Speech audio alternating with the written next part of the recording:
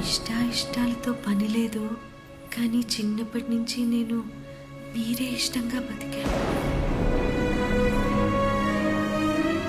పెళ్ళయిందని నీకు ముందే తెలుసా?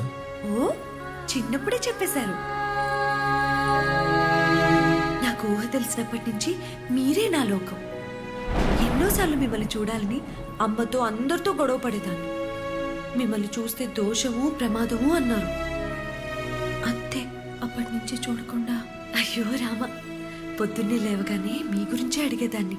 మీ గురించి కథలుగా చెప్పుకుంటుంటే విని పొంగిపోయేదాన్ని. రోజు మీరు వెళ్లే గుడికే నేను వచ్చేదాన్ని. మీరు పూజ చేసిన చోటే నేను మీ పేరును పూజ చేయించేదాన్ని. జాతరలో మీరు వస్తున్నారని తెలిసి భయమేసి కోనేటి దగ్గరికి వెళ్ళిపోయాను. నీటిలో మీ నీడను చూసిన దోషమేనని నీళ్ళని చెరిపేశాను.